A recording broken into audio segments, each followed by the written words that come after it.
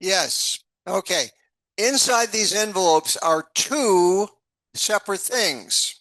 One of them is a regular 35 millimeter slide, which is a polarizer, and the other is a piece of wave plate. This is half wave achromatic polymer wave plate.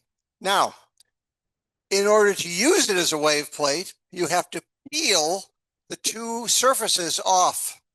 They both have a layer of plastic on top, and you must unpeel it to get a transparent piece of plastic. Otherwise, it won't work. I've even tried that in a telescope. I guarantee you it won't work. You have to peel off both sides, which are, of course, very hard to get your fingers on, and do it anyway. Okay, take the wave plates, and if they're in any sort of an envelope, take it out of that. But peel off both sides until you have a totally transparent piece of plastic, just like this gentleman down here, which will do absolutely nothing if you hold it in front of you. That's the test. If it looks like it's blurry, you haven't taken the pieces off. If it's clear and does nothing, you got it.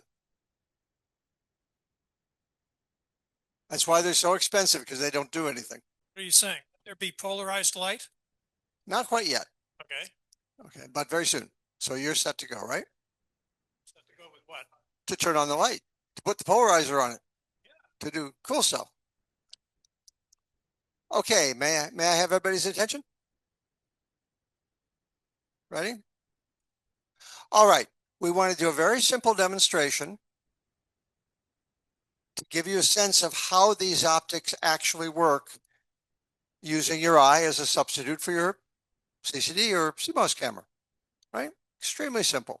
But if you turn on the light, okay, so hold up your little square polarizer, and does everyone see a dramatic change as you rotate it?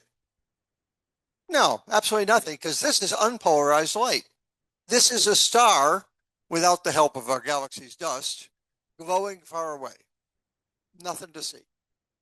Okay, but now our magician, with hardly any hands involved in the process,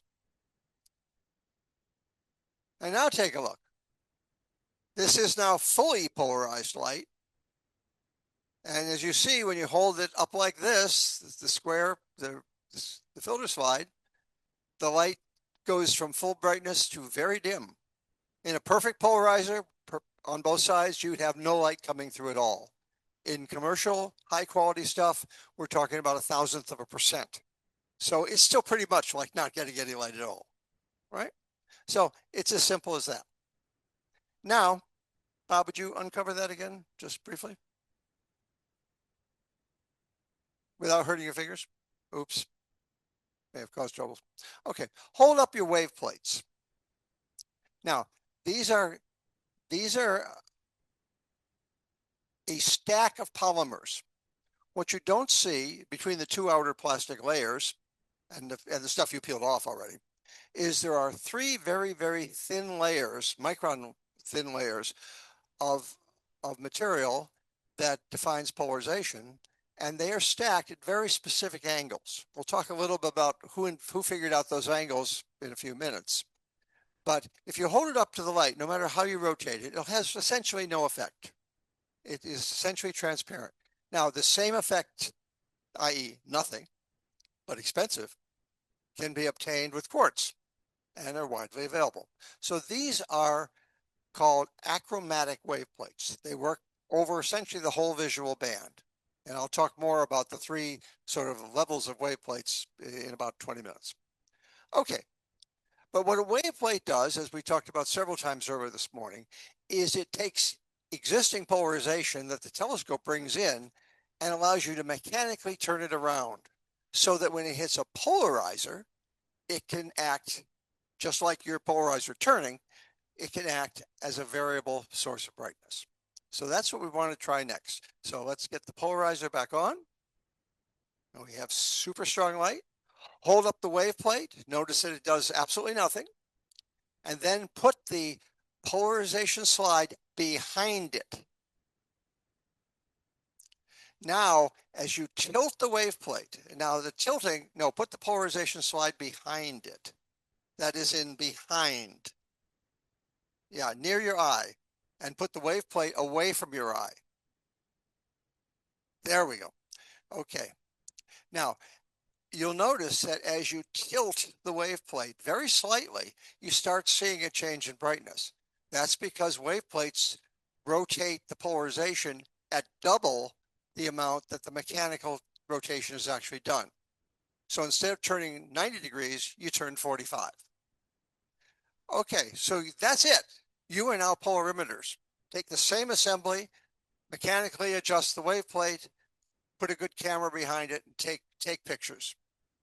Now, but that assumes you have a single state of polarization and you just want to see how the brightness changes. The trouble is, if you do that and the brightness changes by only 1/1000th of a percent, you're not going to notice it. In fact, it changes by 1%, your eye won't notice it, and your camera will have a hard time. So we don't really do polarimetry quite like that. So now find those calcite ROMs we passed around. Okay. Now, the nicest thing to do with calcite, if you've never played with it, is just put your finger behind it and look at your fingernail. And what you'll see if you hold it the right way is you see two fingernails on each finger. It doubles the image. So a single line across suddenly becomes a double line. Or put it down on a piece of lined paper. And Yeah, turn it into two lines. Just an edge of the envelope will do fine. Just rotate it against it and you will see. Yeah, the badge, everything works. So this is a birefringent crystal. It has two internal crystal axes, and polarized light breaks up, and energy in one direction goes on one axis, energy in the other direction comes out separately. And so you get a double image that is an exact double copy of the incoming star. And the reason this really works is because since they're double images from the same source, scintillation doesn't matter. As we all know, you can get, 50% scintillation in a millisecond. So scintillation is a real issue in astronomy in general. And without it, we wouldn't really be able to get good measurements.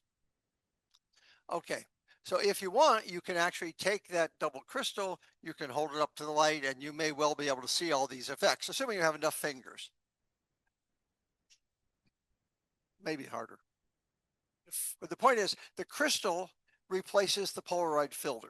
The Polaroid filter varies the total intensity. The crystal gives a relative intensity across the two images. And that's what the question that came to Nicholas this morning, which was an excellent one. All we care about is the difference in brightness that eventually gets onto our sensors. And as long as we keep that difference within the dynamic range, the linear range of the sensor, the CMOS or CCD as we use, then we get truly exceptional information out of the brightness difference. And we don't care what the absolute brightness was.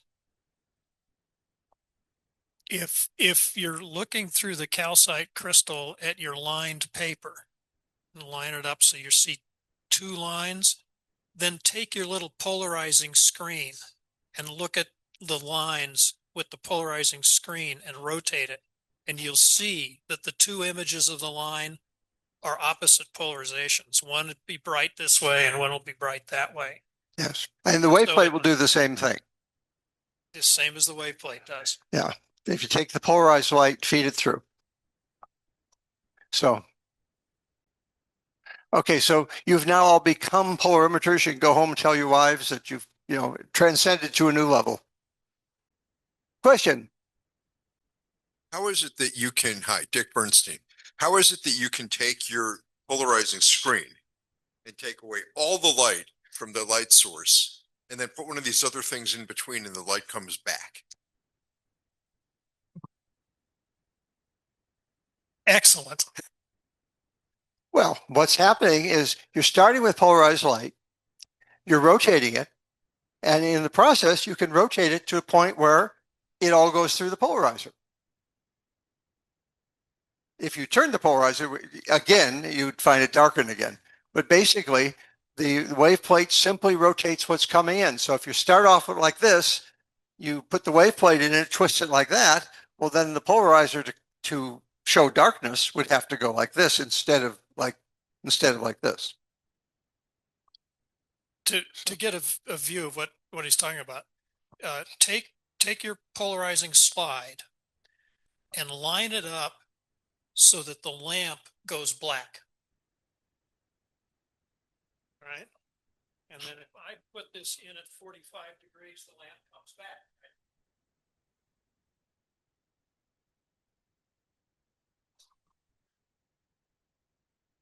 Right? I don't have enough hands.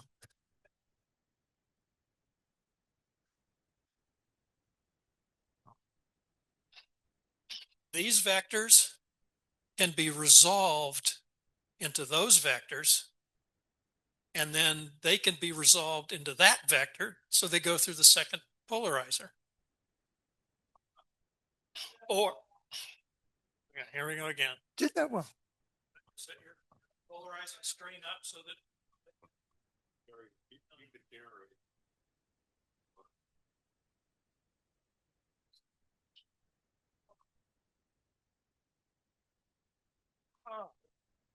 okay, see, I learned in college when you're doing a lab demo, if it wiggles, it's biology. If it smells, it's chemistry. And if it doesn't work, it was physics.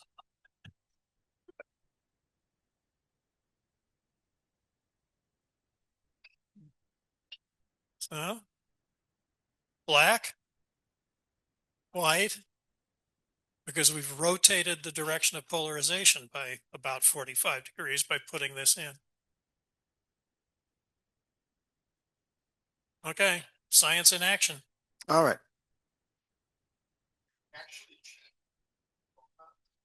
No, you're just changing you've got an electromagnetic wave. Okay, and there's a phase difference between the magnetic pulse and the electrical pulse. And what the half wave plates do is they shift the timing of the phase.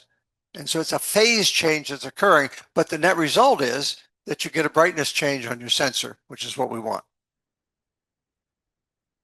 And we have a question in the back of the room. Aurora, do you still have your microphone? Oh, there, Woody's got it.